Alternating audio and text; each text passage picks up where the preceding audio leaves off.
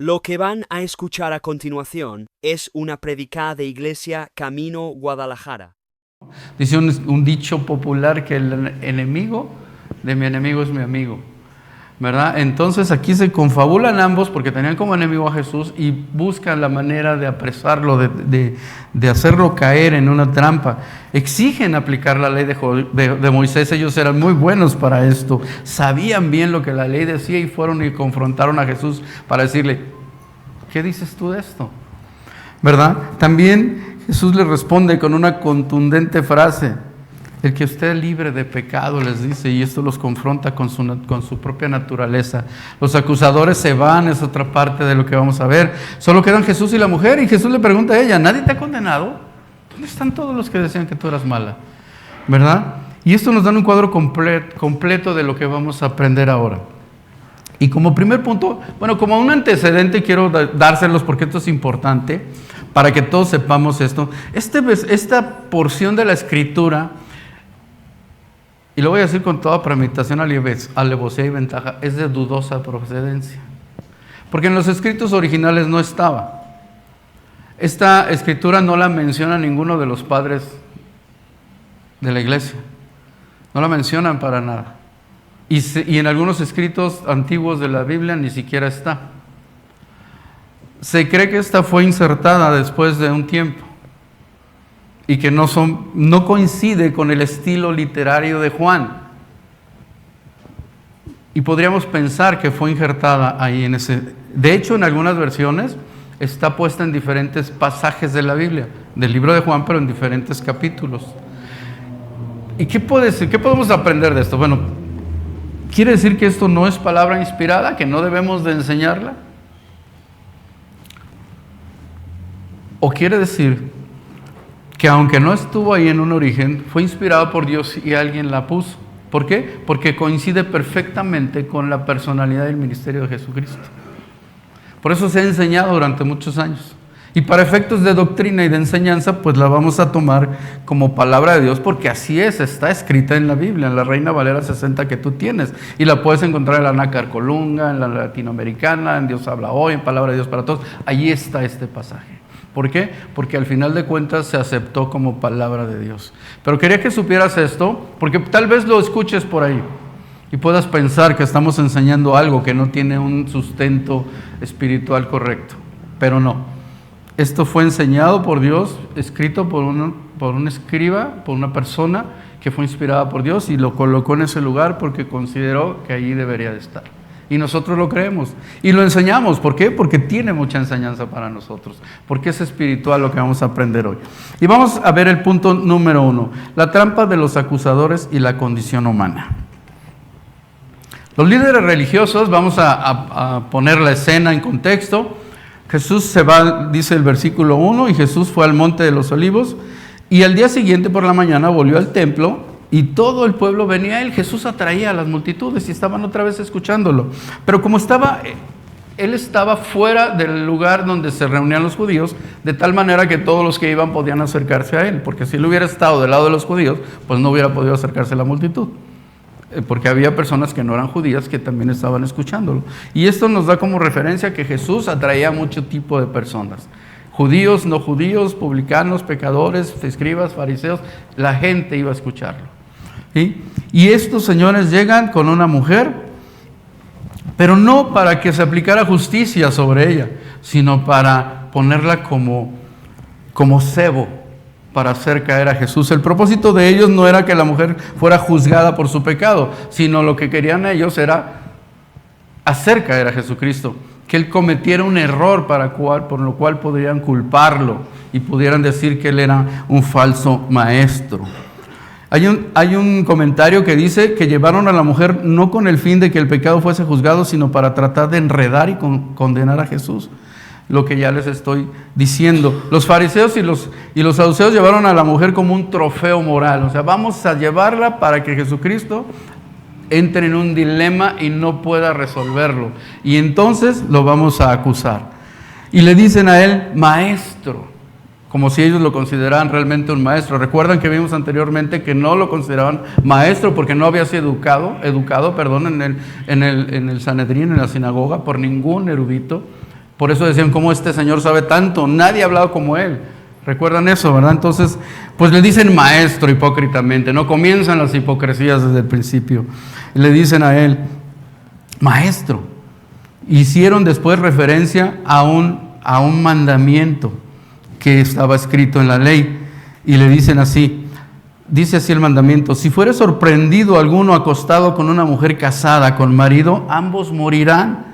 El hombre que se acostó con la mujer y la mujer también, así quitarás el mal de Israel. Por eso en el versículo 5 ellos le dicen, y en la ley Moisés nos mandó a apedrear a tales mujeres, porque estaba escrito en la ley, o sea, eran muy celosos de la ley, según ellos.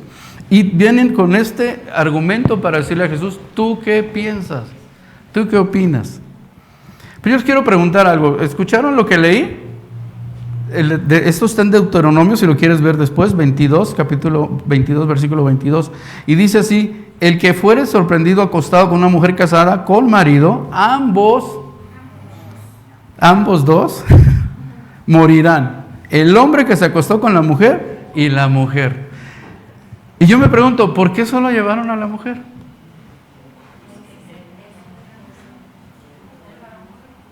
¿Por qué? Probablemente sí, pero lo más seguro es porque no querían juzgar al varón y su intención no era juzgar el pecado, era hacer caer a Jesucristo. Por eso no se llevaron al varón, o es lo que podemos inferir por lo que aquí está escrito. Fíjense que en ese tiempo, hermanos, la inmoralidad era tan grande que este mandato de Dios estaba en desuso prácticamente. Hay otro mandato que estaba en la ley todavía en el tiempo de Jesús que decía, por ejemplo, que si tu hijo era un rebelde, lo menciona así como contumaz y rebelde y no te hacía caso, tú tenías que sacar a tu hijo del pueblo, llevarlo a las afueras de la ciudad y llevar varias personas para matarlo a pedradas. ¿Sí sabían eso? Era una ley. Así es que, hijos desobedientes, eso mandaba la ley. Pero fíjense una cosa, en los anales de la historia no hay ninguna ejecución de un hijo a pedradas por sus padres, por desobediente. Si así fuera, ¿cuántos de nosotros no estaríamos aquí? ¿Verdad? Bueno, tal vez algunos sí, pero otros no estábamos. Pero así era una ley que existía en ese tiempo, y esa ley era igual de importante que esta. Tenían que traer a los adúlteros y apedrearlos hasta que murieran. ¿Recuerdan el primer mártir cómo murió? Esteban murió apedreado. Y no eran piedritas, ¿verdad? Me imagino que eran piedrotas. Pero el caso es que llevan a la mujer no por el hecho del pecado, porque el pecado tal vez para ellos era lo menos importante. Lo importante era que querían hacer que Jesús se tropezara. Y entonces le preguntan a él, ¿tú qué piensas de esto? Y Jesús los ve, me imagino la escena, imagínatela tú también a Jesucristo. Estaba enseñando, llegan y lo interrumpen y le dicen, aquí traemos a esta adúltera para que muera a pedradas. Esto dice la ley. ¿Tú qué dices? Jesús se les queda viendo, se agacha y se pone a escribir. Bueno, no con su dedo, ¿no? Dice la escritura, porque no había plumas. No traía una pluma. Y se pone a escribir. Y esto nos da, pues, muchas conjeturas. ¿Qué estaba escribiendo Jesús? Fíjense que no es importante. Y no es importante porque la Escritura no lo menciona. Algunos eruditos dicen que se puso a escribir los pecados de las personas que estaban acusando a la mujer. Otros se puso a escribir cualquier pasaje de la Biblia que tenía relación con el pecado. Otros dicen otras cosas, ¿verdad? Lo importante no es que escribió, lo importante es que Jesús los ignoró. Y les dijo, está bien. Y siguió. Se volteó y los mandó a volar y no les hizo caso. Dice la Escritura también, y como insistieron en preguntarle, esto es algo que podemos ver, Jesús, el Hijo de Dios, no solamente los ignoró, sino que sabía sus intenciones, porque Él conoce todas las cosas. Él, en un tiempo, ¿por qué le llevan a Jesús y lo tientan? Porque Él era bueno. Ellos sabían que anteriormente, ¿recuerdan la escena donde una mujer enjuga los pies con un perfume? Y esa mujer era considerada una pecadora. Entonces sabían que Jesús tenía misericordia por las mujeres y por los hombres. Y sabían que era un buen hombre. Y sabían que Él, de acuerdo a lo que Él había lo que habían visto de su ministerio, él no iba a ser capaz de decir, sí, apedréenla. Y esto lo iba a meter en un conflicto. A Jesús le llamaban amigo de publicanos y pecadores, porque se juntaba con pecadores. Uno de sus primeros apóstoles, ¿quién fue? Leví. ¿Recuerdan a Leví, el cobrador de impuestos? Era un publicano, alguien que la gente rechazaba, que lo consideraban un gran pecador. De hecho, cuando en la iglesia se aplica disciplina, Pablo le dice, al tal ténganlo como gentil y publicanos. El publicano era lo peor que podía hacer. Y sin embargo Jesús se juntaba con publicanos. Por eso le decían, Él es amigo de publicanos y pecadores. Él siempre estaba ayudando a las personas, siempre estaba preocupado, no hacía acepción de personas. Y por eso le decían que era un hombre que seguramente iba a defender a la mujer y entonces iban a tener oportunidad de prenderle porque iba a faltar algo, que es la ley, que tenía que cumplirse a rajatabla. Si era maestro de la ley, tenía que hacer cumplir la ley, ¿verdad? Pero Jesucristo, dice la Escritura, y en Juan 1:17 dice que la gracia y la verdad vinieron por medio de Él. Si condenaba a la mujer, ¿dónde estaba la gracia?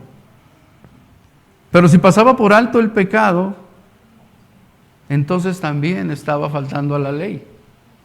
Entonces sí era un dilema. O sea, la verdad es que estos tipos pensaron bien lo que iban a hacer. No fue algo que se les ocurrió. Dijeron, vamos a ver cómo podemos hacer que Jesús caiga. Pero la Escritura dice allí en Job 5:3, fíjense esto. Aunque ellos habían preparado una buena trampa con precisión y la habían planeado muy bien, Jesús dice, la Escritura nos dice que Él prende a los sabios en la astucia de ellos y frustra los designios de los perversos. O sea, Él ya sabía lo que iban a hacer, por eso los ignora y no les hace caso y se pone a escribir. Además, la Escritura nos dice que Él vino al mundo no para condenar al mundo, sino para que el mundo sea salvo por Él. Entonces, pues no podía juzgarla livianamente y no podía comprometer tampoco la justicia, diciendo, no pasen por alto el pecado de ella, no hay problema. No, Él tenía que idear la manera de no comprometer la justicia, pero también cumplir con la ley. Entonces, fíjense la sabiduría de Jesucristo. Jesús estaba inclinado escribiendo en la tierra con el dedo. Y le insisten a Jesús y le dicen, y como insistieron en preguntarle, se enderezó y les dijo, el que esté libre de pecado, dice, el que de vosotros esté sin pecado, sea el primero en arrojar la piedra contra ella. La ley exigía que los acusadores o los testigos del pecado iniciaran la lapidación. Eso decía la ley. Deuteronomio 13:9 y Deuteronomio 17:7. Dice así, o sea, tú sorprendes a alguien en pecado, entonces tú, como testigo principal, tú eres el primero que arroja la piedra. Y ya después todo el pueblo. Así dice más o menos la Escritura. Entonces llevan a un grupo de personas que descubrieron a una mujer en adulterio, flagrante, en el acto, dice la palabra. Entonces, ¿quiénes fueron los que la vieron? No, yo, ok. Cumplan la ley. Cumplan la ley. Pero el que esté libre de pecado, que tire la primera piedra. ¿Por qué? Porque la ley también exigía eso. Que aquel que juzgaba o aquel que lapidaba tenía que estar libre del pecado por el cual iba a juzgar. No sé si me está explicando. O sea, si tú acusas a alguien de ladrón y vas a lapidarlo por ladrón, pues no tienes que ser un ladrón. Porque entonces tú te desacreditas para poder ejecutar ese juicio. No sé si me está explicando. Por eso Jesucristo los confronta con su pecado y les dice, el que de vosotros esté sin pecado sea el primero en arrojar la piedra contra ella. Esta respuesta es simple, pero muy profunda. ¿Por qué? Porque está haciendo alusión a la ley, pero nos está haciendo también un examen de conciencia. Está diciendo, a ver, tú dices que esa mujer adulteró. Y es cierto. ¿Hay testigos? Sí. Ok. Es una adúltera, debe morir. Estoy de acuerdo. Pero si tú no has pecado de adulterio, porque esto es lo que quiere decir esto, entonces avienta la piedra. Tú primero. Si tú no has cometido adulterio en tu corazón, o no has cometido un adulterio físico, entonces tú avienta la piedra. Eso es más o menos lo que Jesús les dijo, ¿verdad? Y entonces, ¿qué sucede? Dice la Escritura, allí en Romanos 2:1, dice así: por lo cual eres inexcusable, oh hombre, quien quiera que seas tú, que juzgas, pues en lo que juzgas a otro te condenas a ti mismo, porque tú juzgas lo que tú haces. Esto está en Romanos 2:1. ¿Qué quiero decir con esto? Y quiero dejarlo bien claro. No quiere decir, hermanos, que no podemos exhortar o reprender a alguien en pecado en la iglesia. De hecho, Dios nos lo manda. Pablo lo dice: exhortados los unos a los otros en el amor del Señor. Si alguno incurriera en pecado, los demás restáurenle, anímenlo, confronten el pecado de la persona. Si no te hace caso, ve con un testigo. Si no te hace caso, ve con 2 o 3. O sea, si esto fuera así, entonces la Escritura se contradiría y sería falsa. Habría errores en la Escritura. Entonces no está diciendo lo mismo. Aquí está hablando de un juicio para condena. Y la exhortación que nos manda Pablo es exhortar para corregir. ¿Entendemos la diferencia? El juicio para condena era el que tenían ellos. Ok, cometió un pecado, merece la muerte. Pero el juicio que dice Pablo es un juicio para corregir, para sacar a una persona de su pecado. No es para lapidarla. Y eso es lo que es la diferencia entre la ley y la gracia. ¿Sí me explico? Ellos estaban bajo la ley, exigían que la ley se cumpliera. Nosotros estamos bajo la gracia. Cuando exhortemos o animemos a alguien a dejar el pecado, tenemos que hacerlo en amor. O sea, no lapidarlo, no hacer leña del árbol caído, sino ver que la persona se arrepienta y se restaure su vida a la comunión con la iglesia y con Dios. Esas son dos grandes diferencias. Por eso quise aclarar esto, para que no pensemos que el juzgar es pecado. Aquí lo dice en Romanos: tú te condenas a ti mismo porque tú que juzgas haces lo mismo. Eso es el problema. Cuando nosotros juzgamos a una persona por algo que nosotros estamos haciendo. Eso es el problema. Entonces, Dios no reprueba el juicio o el juzgar a alguien, reprueba cuando no juzgamos con justo juicio. Y en este caso, ellos estaban juzgando lo que ellos mismos hacían. ¿Por qué? Porque cuando Él les enfrenta con su propia condición, ellos, ¿qué hacen? Dice la Escritura aquí, dice: el que esté libre de pecado, que tire la primera piedra, ¿no? Y se vuelve a agachar y sigue escribiendo.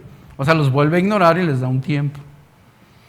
Eso que hizo no fue una dilación, no se puso a escribir algo muy importante, ahí una carta escrita para que ellos entendieran. Simplemente lo que se puede inferir por lo que está sucediendo es que Jesús les dio tiempo de reflexionar.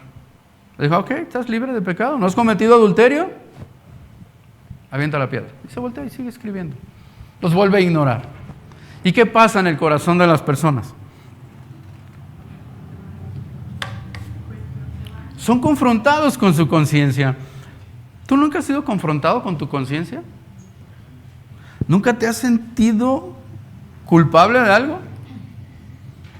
Aunque nadie haya visto lo que hiciste, aunque nadie sepa lo que estás haciendo, ¿no te has sentido culpable en alguna ocasión? Que dices: me siento mal, me siento incómodo por lo que hice, aunque nadie vio. Pero Dios sí ve. Y fíjense lo que dice en Romanos 2, versículo 15, dice así: esto es así porque Dios ha dejado su ley escrita en el corazón del hombre. Esa es la conciencia.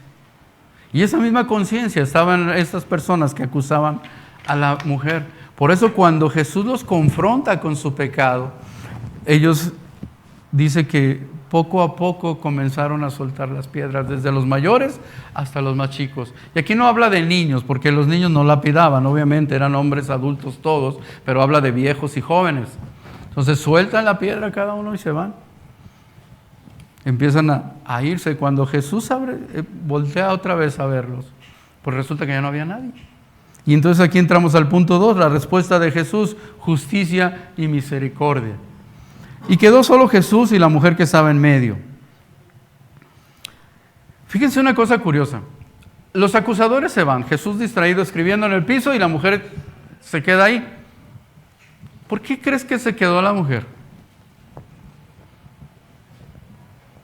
Porque hubiera podido salir corriendo, ¿no? Ya no hay quien la acuse, ya no hay nadie, pues ahí la vemos, ¿no? Ya me voy. Pues no, se queda ahí. Se queda ahí. Y algo también que hizo, pues yo creo que ella estaba esperando el juicio de Jesús. ¿Qué quiere decir con esto? Que ella reconoció también que estaba mal. Lo que Jesús le dijo a ellos también caló su corazón y entendió que había algo malo en ella. Por eso esperaba el juicio de Jesús. Dice, estos son malos, pero este hombre no. Este hombre es bueno y él sí puede juzgarme bien. Me voy a esperar. Y se quedó ahí, esperando a que Jesús hiciera algo con ella. Él era el único que podía en un momento dado cumplir la ley. Él sí podía aventar la piedra o no. Él estaba libre de pecado y eso lo sabía la mujer, sabía que era un buen hombre. Pero ella se quedó ahí esperando a ver qué decía. La ley de Moisés le decía que el pecador debe de morir. Ella lo sabía porque era judía. Sabía lo que la ley decía. Entonces ella sabía que podían matarla a Jesús con todo el derecho de la ley. Podía hacerlo. ¿Sí? Y Jesús no desmiente la ley. El pecado, hermanos, cuando ella Jesús le confronta con su pecado, le hace saber que está mal. Y el pecado es algo que nos hace daño, hermanos. Nos cambia nuestra naturaleza. La Escritura nos dice, ¿recuerdan allí en Génesis que el hombre fue hecho a imagen y semejanza de Dios? Tú, yo y cualquier otra persona estamos hechos a la imagen y semejanza de Dios. Entonces, cuando pecamos, negamos esa naturaleza. Negamos esa semejanza. Por eso el pecado es tan malo. No es poco el pecado. Y para Jesucristo tampoco era poco. Él no le dice a la adúltera, no te preocupes, no hay problema. No le da una palmada en la espalda, unas palmaditas y le dice, que te vaya bien, sigue pecando. Ya te salvé de esta, de la otra, quién sabe, ¿verdad? Y no es así como Dios obra. Para Él el pecado es algo muy importante, es destructivo. El pecado merece la muerte. Dice la Escritura que el alma que pecare, esa también morirá. Dice la Escritura que Dios no va a tener por inocente a culpable. O sea, el pecado tiene consecuencias. El pecado destruye nuestra imagen divina. Nos hace parecernos más al del otro lado, al diablo. Cuando nosotros decidimos obedecer a Dios, estamos siendo más divinos. No sé si me está explicando. ¿Por qué? Porque fuimos hechos a la imagen de Dios. Entonces, cuando nosotros pecamos, ensuciamos esa imagen. Y en este caso, esta mujer había cometido pecado de adulterio. Había trastornado su vida, había dejado de ser lo que ella era, imagen de Dios, para convertirse en la imagen del pecado. Y puede ser, tú ponle el nombre que quieras al pecado. Trae a tu mente un pecado que tú hayas cometido o que estés cometiendo. El que tú quieras. Pues ese pecado cambia, trastorna tu imagen. Aunque físicamente te sigas viendo igual, tu alma, tu espíritu está trastornado, está diferente, está, vamos a decirlo, como deformado. Y mientras más pecas, más deformado estás para Dios. Y así es Dios. Esta mujer descubre entonces que en Jesús hay perdón. En Jesús, perdón, hay perdón para el pecador. Y se voltea y le dice a la mujer, ¿dónde están tus acusadores? ¿Ninguno te condenó? Y ella responde, nadie, Señor. Entonces Jesús declara, ni yo te condeno. Ni yo te condeno. Con estas palabras Jesús extiende su perdón y la liberación. Esto es algo importante que entendamos. Él era el único, como les dije, que podía lanzar la piedra. Sin embargo, no lo hizo. En lugar de eso, perdonó. Le dijo a la mujer, te perdono. Yo tampoco te condeno. Jesús, con su lengua de justicia, le dice a los adversarios, a los que la querían condenar, tú no puedes hacer eso porque tú no estás bien. Y después, con su amor y misericordia, le dice a la mujer, ni yo te condeno, te perdono. Dice la Escritura en Romanos 8:1, ya no hay condenación para los que están en Cristo Jesús. En el Salmo 30, número 5, dice así, no te retengo mi enojo para siempre, porque mi misericordia me complace a mí. ¿Recuerdan la predicación pasada? Las misericordias de Dios son nuevas cada mañana. Cada mañana, mis hermanos, Dios los perdona de los mismos pecados. Cada mañana. Él está esperando que lleguemos a Él arrepentidos, sí. Pero si tú eres salvo, si ya tienes a Jesús en tu corazón y has sido sellado por el Espíritu Santo, ese pecado que cometiste ayer, hace un segundo, o el que estás cometiendo ahorita al pensar mal del que está predicando, ya está perdonado también. ¿Sí? Fíjense qué maravilloso. Y qué maravilloso es Dios. Ya nos perdonó. Dice, no retengo para siempre mi enojo porque mi misericordia me complace. A Él, no a ti ni a mí, a Él le complace la misericordia. Él es misericordioso por naturaleza, Él es amor. La mujer no presentó ninguna excusa, otra cosa que podemos aprender también. La mujer no se excusó con Jesús, no le dijo, ay, es que fíjate que el cuate estaba guapísimo, o que mi esposo no me hace caso. No dijo nada. Aceptó su culpa. No se defendió. ¿Sí? Y no se defendió porque no podía defenderse. Porque había pecado. Y a veces nosotros culpamos a otros de lo que hacemos mal, ¿no es cierto? Es que las circunstancias, es que no podía hacer otra cosa, es que a quien le dan pan que llore. ¿Quién ha oído eso? ¿Verdad? No podía hacerlo, es que se puso de pechito. ¿No es cierto? Culpamos a otras personas, pero ¿saben qué? Delante de Dios somos culpables como esta mujer. No tenemos excusa, porque Dios vio lo que hicimos y Él juzga lo que hacemos. Nosotros como cristianos no vamos a ser exentos del juicio, hermanos. No vamos a ser exentos del juicio, y esto es una realidad que está en la Biblia. Vamos a ser juzgados en el tribunal de Cristo, ¿sí o no? Donde serán puestas en una balanza todo lo que hicimos en la carne, así dice la palabra. Las buenas y las malas obras van a ser puestas en una balanza. No vamos a ser juzgados para ser condenados, pero sí vamos a ser avergonzados delante de Él. Entonces, sí vamos a pasar un juicio. Y sí importa lo que hagas.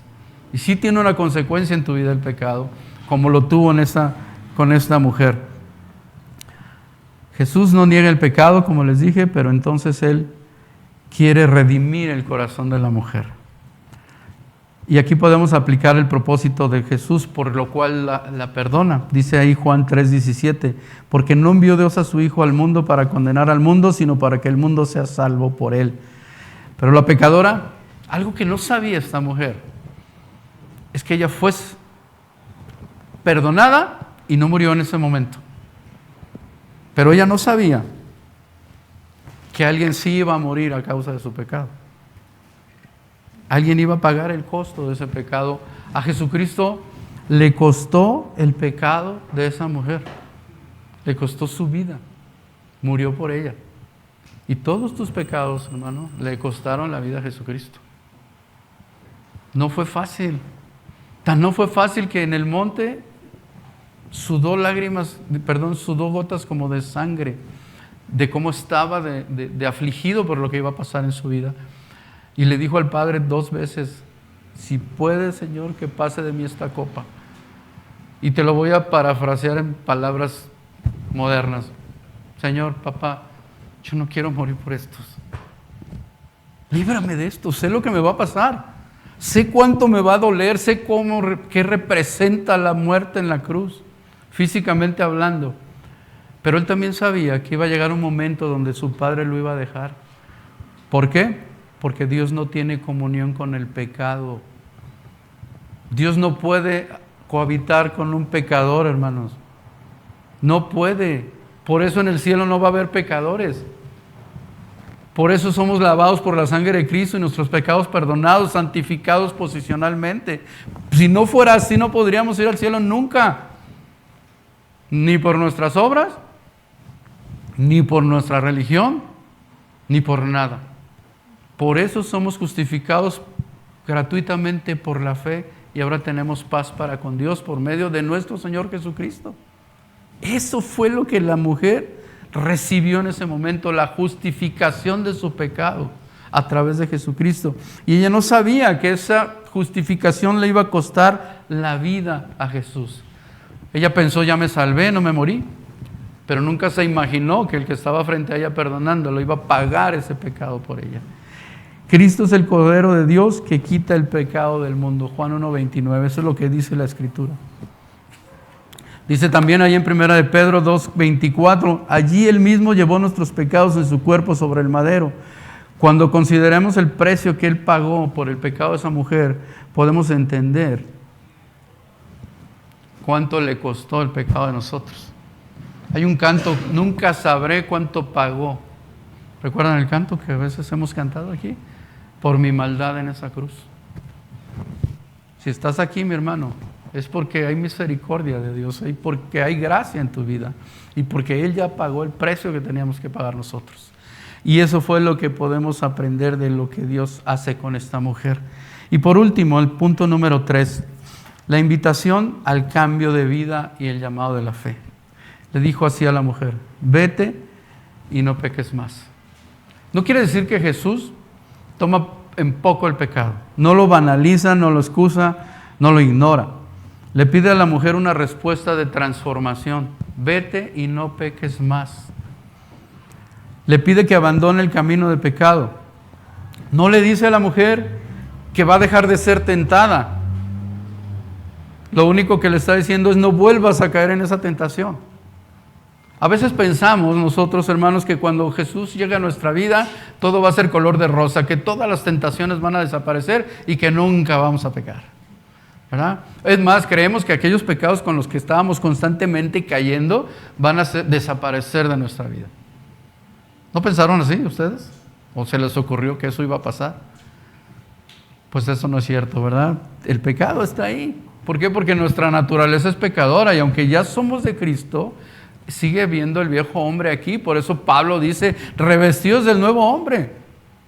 Ese hombre que quedó allí en la cruz, porque dice que fuimos crucificados juntamente con Cristo. Ese hombre debe de quedarse ahí y tiene que levantarse el nuevo hombre o la nueva mujer para que no vayan a regañar. Y eso es algo que sucede cuando recibimos a Jesucristo. Somos nuevas criaturas. Y la palabra revestidos no quiere decir que te quites lo que tienes o que te conviertas. Ya les expliqué una vez lo que es revestido, pero se los voy a explicar otra vez. Aquí lo que está haciendo alusión es que te pongas como un traje encima. Eso es revestirte, ¿verdad? Como aquella armadura que se pone Iron Man. Por fuera es un superhombre, pero adentro de la armadura es un humano. ¿Sí me estoy explicando? Cuando nosotros nos revestimos del nuevo hombre, nos convertimos en superhombres o en supermujeres. ¿Por qué? Porque estamos en una nueva naturaleza, cubiertos por esa naturaleza que Jesús nos dio, esa nueva vida en Cristo. Por dentro seguimos siendo humanos, seguimos teniendo tendencias pecaminosas, pero cuando nos revestimos del nuevo hombre, podemos enfrentar esas tentaciones, y es lo que Jesús estaba esperando de esta mujer. No estaba diciendo que no iba a ser tentada, le estaba pidiendo que dejara de hacer lo que hacía, que cambiara su vida en agradecimiento por lo que él acababa de hacer. En otras palabras, Jesús la anima a caminar en el Espíritu, a dejar de alimentarse sus deseos, a dejar de alimentar al viejo hombre, a la vieja naturaleza. Y esto nos enseña a todos algo bien interesante y fuerte teológicamente hablando. Cuando nosotros hay una ilustración que es muy trillada, probablemente ya la han escuchado, de dos perros. El que uno le da de comer mucho a un perro, le da de comer sanamente, y al otro lo alimenta de sobras, y crecen los dos, ¿verdad? Al final, cuando el perro llega a la madurez, el perro que fue alimentado bien es un perro fuerte, grande y agresivo, porque esa era su naturaleza, es un perro. Y el otro perro, aunque era de la misma raza, de la misma especie, de la misma fecha de nacimiento, fue alimentado con sobras, y ese perro crece débil y enfermo. Entonces yo te pregunto, ¿a qué le das de comer? ¿A la nueva naturaleza? ¿Es fuerte en ti? ¿Estás sosteniendo tu vida o estás alimentando al viejo hombre? A tu vieja naturaleza, con tus pecados, con lo que ves, con lo que haces, con lo que lees. ¿Quién va a estar más fuerte? Cuando venga una tentación en tu vida, ¿quién va a ganar? El que esté más fuerte. Así de simple. Digo, no juzgo la vida de nadie, pero tú sabes, ¿quién está comiendo mejor? ¿Te estás alimentando de la palabra? ¿Estás orando todos los días? ¿O estás dándole de comer series, novelas, pornografía, etcétera, etcétera, etcétera? Lujuria, vanidad, ira, celos, contiendas, disensiones. Esas son las obras de la carne y de eso es de lo que se alimenta el viejo hombre. Si tú le estás dando eso, obviamente el viejo hombre está fuerte en ti. Fuerte. Y te va a tirar cada que te enfrentes a una tentación. Pero si tú le estás alimentando esa nueva naturaleza, ese nuevo hombre en ti, entonces ese nuevo hombre va a estar por encima del viejo. Va a ser más fuerte y vas a poder vencer tentaciones. Y esto es lo que Jesús le estaba diciendo. Y lo dice así en Lucas 9:23. Si alguno quiere seguirme, niéguese a sí mismo y sígame. Y Pablo nos pregunta allá en Romanos 6, del 1 al 2, dice, ¿perseveraremos en el pecado para que la gracia sobreabunde? Y termina con una conclusión tajante, de ninguna manera. No puedes seguir pecando para que la gracia se muestre más en ti. Una vez ya te dio la gracia a Dios, ok, pues cambia ya. Ya tienes una nueva naturaleza, ya no puedes seguir pecando. Es lo que le dice a la mujer, vete y no peques más. ¿Recuerdan al paralítico de Betesda?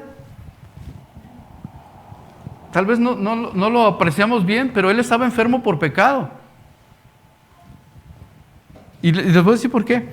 Cuando Jesús le dice a él que no vuelva a pecar, vuélvanlo a leer para que vean, hermano, no anoté el pasaje, pero le dice a él cuando lo sana, le dice, no vuelvas a pecar para que tu condición no sea peor que la que tenías.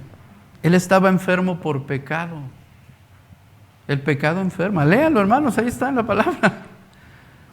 Estaba enfermo por pecado. Cuando Jesús lo sana, perdona sus pecados y le dice, no vuelvas a pecar porque puedes estar peor que como estabas. ¿Esto qué nos dice? Que el pecado enferma, mis hermanos, lo que les decía hace rato. No solamente te transforma por dentro en un monstruo, sino que puede llevar ese mal hasta tu cuerpo físico.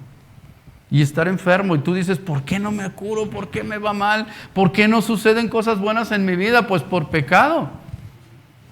Ahora, no quiere decir que todos los que están enfermos estén en pecado, ¿verdad? Porque aquí, pues imagínate, un montón de pecadores andan aquí ahorita. Bueno, todos somos pecadores, pero entienden lo que quiero decir, ¿sí? No es el pecado la razón de la enfermedad, pero sí puede ser el motivo de tu enfermedad. Y entonces cuidemos lo que hacemos. ¿Para qué? Para que no estemos como el enfermo de Betesda, el paralítico. Ya te salvó Dios, ya te lavó con su sangre, pues ahora escucha lo que Dios te dice, no vuelvas a pecar para que no vayas a estar peor que como estabas. Y a la mujer le dice, ya te perdoné, vete y no peques más. No está pasando por alto el pecado, que es como algunos enseñan esta porción de la Escritura. Él no pasa por alto el pecado, Él quiere un cambio de vida. ¿Por qué? Porque Él vino a buscar y a salvar lo que se había perdido. Y dice aquí también la Escritura en Lucas 5:32, no he venido a llamar a justos sino a pecadores. Esto coincide con su misión. Vino a salvar lo que se había perdido. ¿La mujer estaba perdida? Sí, pues vino a salvarla, a darle una oportunidad de vida. ¿Tú estabas perdido? ¿Sí o no? Sí. Pues Dios te encontró, porque Él vino a salvarte, a buscar y a salvarte a ti y a mí. Porque yo estaba perdido. Por eso la expresión de encontré a Dios, pues si Dios no estaba perdido, el perdido era yo. Dios ahí ha estado siempre, ¿verdad? Él nos busca, porque nosotros estamos perdidos. Somos la oveja que dejó el rebaño. Y deja las 99 y va y busca a aquella que está perdida. Dios es rico en misericordia, Efesios 2:4, y no quiere que ninguno perezca, sino que todos procedan al arrepentimiento. La misericordia no da licencia, mis hermanos, para pecar. El perdón gratuito nunca debe ser interpretado como una invitación para seguir pecando. Es algo que hemos aprendido a través de estas enseñanzas de Juan, que Jesús pide cambios en nuestra vida. No, es más, no los pide, los demanda. O sea, ya te salvé, ya tienes una nueva naturaleza. No peques más. No peques más.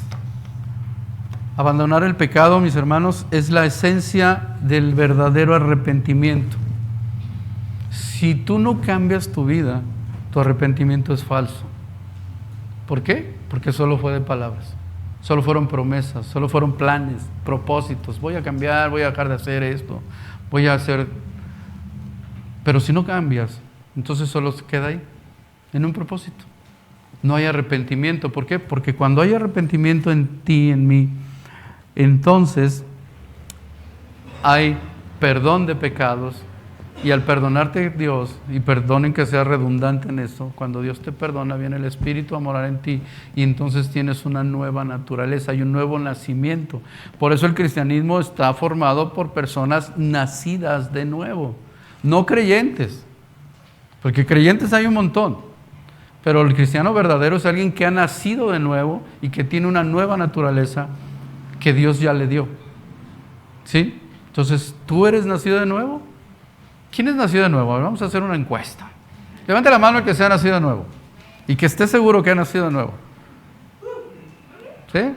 ¿Qué? Entonces, no peques más. Fácil, ¿verdad? Así dice Dios. Así lo dijo Jesús. ¿Eres nacido de nuevo, mujer? ¿Te arrepentiste? Sí. Ok, vete y no peques más. Sencillo. Sencillo. Pero para esto deben de ocurrir algunas cosas. Y esto es algo que tenemos que aprender. La mujer primero fue perdonada y después, primero fue perdonada y después se le pidió un cambio en su vida. ¿Sí? Si tú no eres nacido de nuevo, no tienes esa seguridad, busca el perdón de Dios, arrepiente de tus pecados. Pídele perdón a Dios para que obre en tu vida, haya una regeneración y luego una justificación.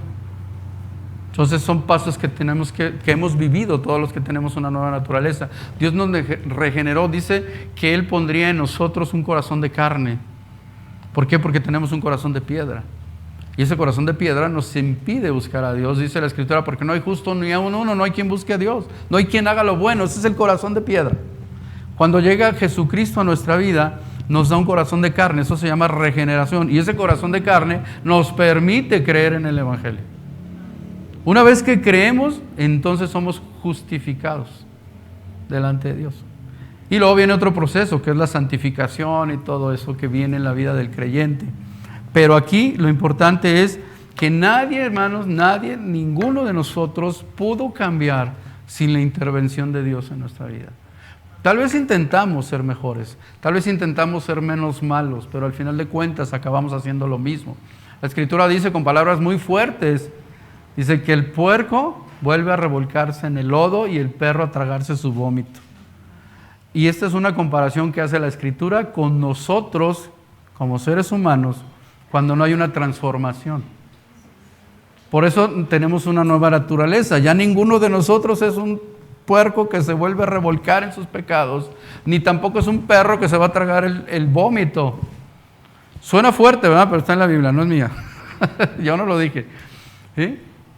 A veces sentimos como que Dios es muy fuerte, pero así lo dice, así nos compara. O sea, si yo te lavo, porque un puerco, ¿alguien ha criado cerdos o no sé cómo son los cerditos? ¿No? Bueno, no sé si aquí hay quien sepa, pero bueno, los cerditos son hermosos, pero son bien cochinos, por eso les dicen cochinos. Fíjense qué sabiduría, ¿eh? El cochino es cochino. Se revuelca en el lodo, traga porquería y media. Si tú le echas sobras y mugre, él se los come.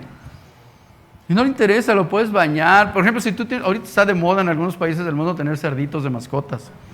Pues tú lo puedes bañar y le puedes poner moñitos y perfumito, pero haz la prueba. Si conoces a alguien que tenga un cerdito, dile, haz un lodazal y deja tu puerquito solo. ¿Saben qué va a hacer? Se va a ir a revolcar en el lodo, porque es un puerco. Así es él. ¿Sí? Mi perra está vacunada contra 10,000 enfermedades y la bañamos con el veterinario y nos gastamos una fortuna ahí en chiquearla, ¿no es cierto? No una fortuna, pero si la invertimos, pues, para que esté bien. Pero si encuentra basura en la calle, le gusta el olor, se la traga, le vale gorro. ¿Sí? Es un perro. Cuando se siente mal se vomita y si me descuido se traga el vómito. Yo lo he visto. Es un perro. O sea, yo no puedo pedirle a la perra que se comporte como humano.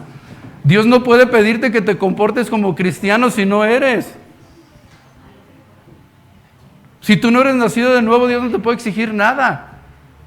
Vas a hacer lo mismo, porque no hay una nueva naturaleza en ti. Por eso, si tú fuiste lavado por la sangre de Cristo, ahora puedes tomar la decisión de no revolcarte en el lodo, ¿o no? Esta es la aplicación que quiero darles. Primero voy a hablar a aquellas personas que no tienen la seguridad de haber nacido de nuevo. Primeramente, reconocer nuestra condición de pecadores y la necesidad de arrepentimiento. Nadie queda sin pecado y la justicia divina exige un cambio. Todo aquel que peque y no sea perdonado se va a ir al infierno. Allí va a estar. No hay vuelta de hoja. Eso lo dice Dios, no lo digo yo.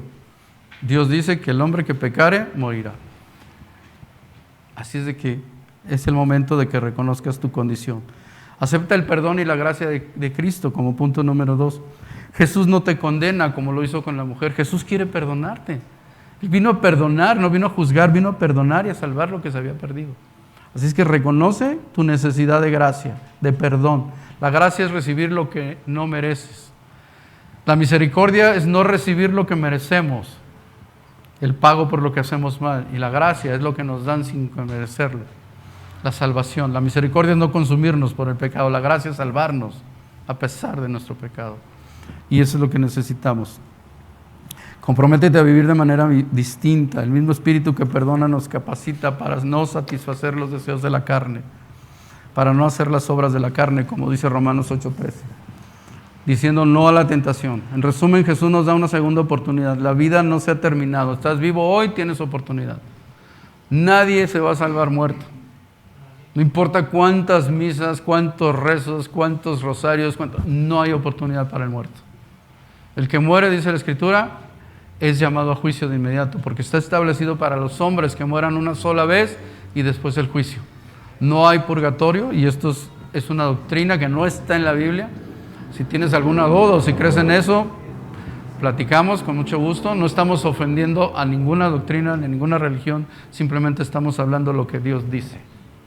¿Sí? Y nosotros creemos que la verdad de Dios está escrita en su palabra.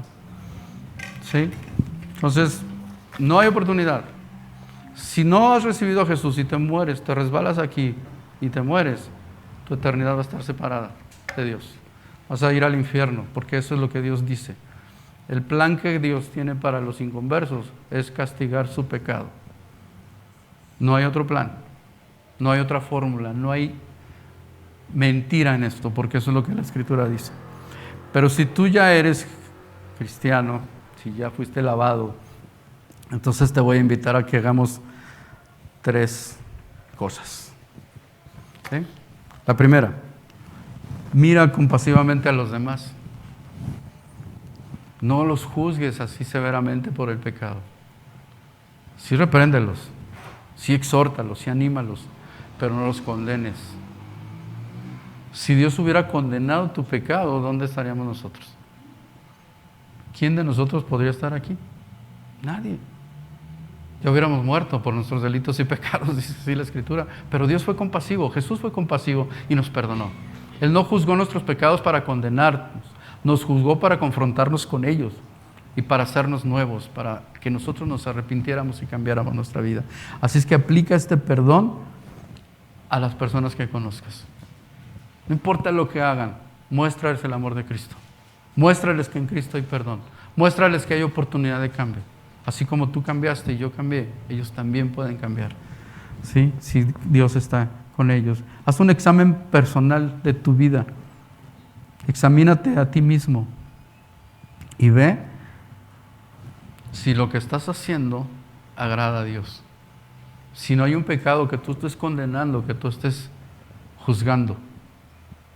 Perdón, un pecado que tú estés juzgando, que tú estés haciendo. ¿Sí? Examina tu vida para que estés bien delante de Dios y tengas autoridad para poder, en un sentido figurado, arrojar la primera piedra. Y puedas entonces ir con el hermano o la hermanita que esté mal y exhortarla y decirle, oye, estás mal, estás haciendo esto que ofende a Dios. Eso es importante que lo hagamos, porque para eso fuimos llamados, para exhortarnos unos a otros, para amarnos unos a otros y para confrontar el pecado de otros. Y por último, Vive una nueva vida en el Espíritu. La frase no peques más nos lleva a actuar. Sea cual fuera, la que sea, la debilidad que tú tengas, hermano, hermana. Hagamos caso a lo que dice el apóstol Pablo, dice allí en Gálatas 5:16, anda en el Espíritu y no satisfagas los deseos de la carne. Tengo problemas con esta forma de hablar, ¿verdad? Andemos en el Espíritu, hermanos. No le des de comer al viejo hombre, porque te vas a indigestar, te va a llevar al pecado, no te va a dejar crecer. Es como traer una lastre en tu vida. Ese hombre debe de ir debilitándose cada vez más, hasta que no te presione. Por eso nos hablan los teólogos de una santidad progresiva. Ya tengo una santidad posicional, ahora debo de buscar esa santidad progresiva. Ser cada vez mejor persona, ser cada vez mejor hijo, mejor esposo, mejor mujer, mejor hijo de Dios, mejor hermano en la iglesia. Tus debilidades, hermanos, ponlo delante de Dios y pídele que te ayude, que las fortalezca, para que no caigas en pecado. Sé que no es fácil, pero se puede. Cuando nosotros transformamos nuestra mente y cambiamos nuestros hábitos, es posible. Es posible vivir en santidad, en una santidad práctica. No quiere decir que no vas a caer nunca, que no vas a pecar jamás, pero que constantemente vas a estar buscando arrepentirte y tener comunión con Dios. Y eso te va a ayudar a llevar una mejor vida. Vas a poder tener gozo, tener paz. Vas a aprender a amar como Cristo amó y vas a poder servir a Dios. Y ¿sabes qué es lo mejor? Aunque este versículo habla de la santidad posicional, que dice que sin santidad nadie puede ver a Dios, también puedo aplicarlo y te aseguro que tiene esta intención también. La santidad práctica, sin santidad, si tú no vives en santidad, no vas a poder acercarte a Dios. Porque ¿quién que está en pecado puede acercarse a Dios a pedirle algo? O peor aún, ¿tú crees que Dios, cuando estás en pecado, sin arrepentirte, tú crees que Dios te escucha? Nosotros varones, dice la Escritura que si estamos mal con nuestras esposas, nuestras oraciones no pasan del techo. Ni siquiera pierdas el tiempo en orar si estás bronqueado con tu esposa. Ve y arréglalo primero, para que puedas orar por ella, para que puedas orar por tus hijos. Así de importante es el pecado para Dios. Esta enseñanza no habla de lo banal que es el pecado para Dios. Para Él es importante el pecado. Por eso lo reprueba, por eso lo reprende y por eso nos anima a cambiar nuestra vida, a dejar de pecar. Si hoy te identificas con la mujer adúltera, quiero decir, si hay algo en tu vida que sea constante o recurrente, algún pecado que no puedas dejar, ponlo en manos de Dios. Deja que Dios te limpie, que Dios te sane y que Dios te ayude a revestirte de ese nuevo hombre y de esa nueva mujer que ya tienes en ti porque eres salvo por gracia. Amén. Muy bien, vamos a orar para despedirnos, mis hermanos. Te damos muchas gracias, Padre, por tu palabra que es viva y eficaz. Una vez más, Señor, nos confrontas con lo que somos, Señor, con el pecado que mora en nosotros. Pero también, Señor, no solo nos confrontas, sino que nos das esperanza. Y podemos saber que eres un Dios misericordioso, que eres bueno, Señor, que no nos juzgas para destruirnos, sino tu intención es que todos vayamos al arrepentimiento. Gracias, Padre, porque como aquella mujer que fue sorprendida en pecado, Dios, muchos de nosotros también hemos sido sorprendidos por ti. Muchos de nosotros continuamos, Señor, batallando con los mismos pecados. Pero hoy, Señor, queremos pedirte perdón por ellos. Queremos pedirte, Señor, que nos transformes, que nos ayudes a vivir la vida santa en práctica, Señor, que podamos reflejar lo que ahora somos, la nueva naturaleza que tenemos. Muchas gracias, Padre, por salvarnos, por amarnos, por perdonarnos, por admitirnos en tu familia, porque ahora somos tus hijos. Hemos sido comprados a precio de sangre. Y te ruego, Dios, por aquellos que aún no te conocen, que no han recibido la salvación, para que este mensaje, Señor, penetre en sus corazones y les ayude a entender, Señor, que necesitan un cambio, que necesitan a Cristo y que necesitan escuchar de Él: ni yo te condeno, vete y no peques más. Gracias, Padre, por todo, en el nombre de Jesús. Amén. Oremos para despedirnos. Bendito Dios, muchísimas gracias, Padre, por tu palabra. Yo ruego, Señor Dios, que tú seas quien pues ponga en nuestro corazón el deseo de agradarte a ti, de buscarte, Señor Dios, y de que pues quites todo aquello que nos estorba.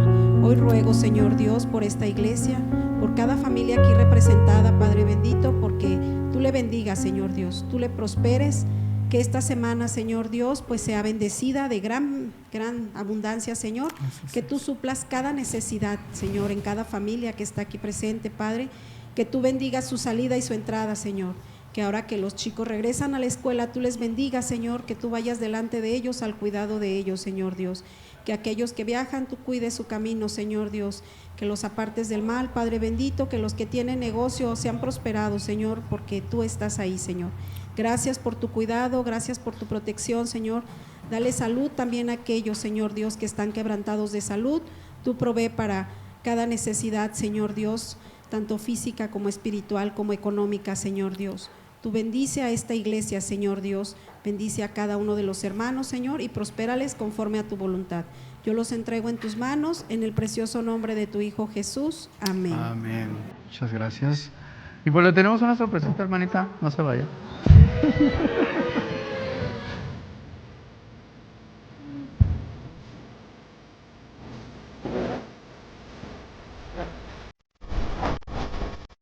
A César.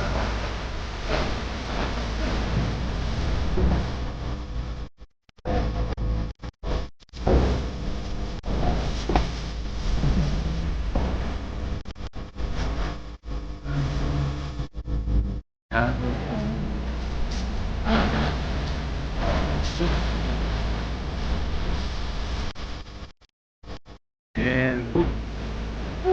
Gracias. Un aplauso a nuestra hermana Marta.